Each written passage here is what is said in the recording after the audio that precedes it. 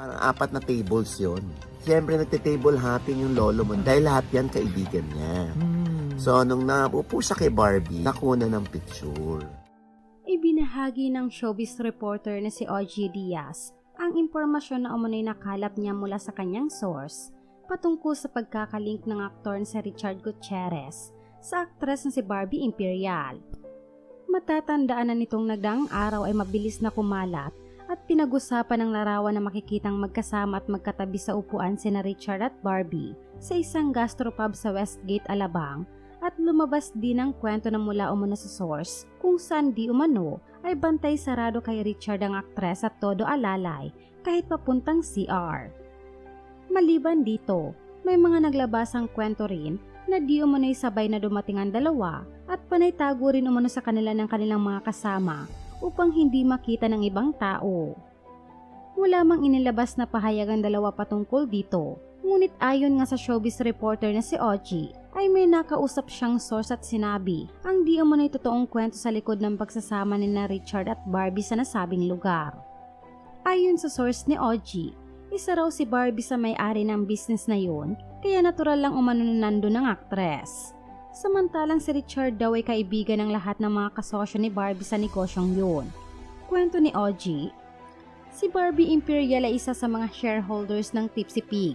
Bilang siya isa sa mga nagmamay-ari, ay may obligasyon yung mga may-ari na pumunta sa kanilang mga negosyo para mag-entertain ng mga bisita. Walang pag-aari dun si Richard. Nagkataon lang na kaibigan ni Richard yung lahat ng may-ari ng Tipsy Pig. 4 na tables yun. Siyempre nag-table hopping yung lolo mo dahil lahat yun kaibigan niya. So naupo siya kay Barbie, nakuna ng picture. Nagkatabi lang sila for how many minutes daw doon sa table as per my source. Sandali lang yun. Siyempre lahat ng camera sa cellphone ay nag-video, nag-picture diba? Pero hindi nila alam yung mga nangyayari doon. Na may selebrasyon na dumiretso pa si Barbie sa poblasyon. Parang post-Christmas party nila. Pero wala na dun si Richard kasi nag-uwian na sila, then si Richard nakamotor lang. Ayon naman sa opinyon ni OG, sa tingin niya raw kahit sinong babae man ang dumikit o makadikit kay Richard ay tila gagawa ng issue, lalo't galing pa lamang ito sa hiwalayan, kaya nakabang daw ang marami sa susunod na mga hakbang nito pagdating sa kanyang buhay pag-ibig. Gayunpaman, ayon umano sa kanyang source, nangungulila pa rin umano hanggang ngayon ang aktor sa kanyang mga anak, kaya inaaliw lamang umano nito ang kanyang sarili.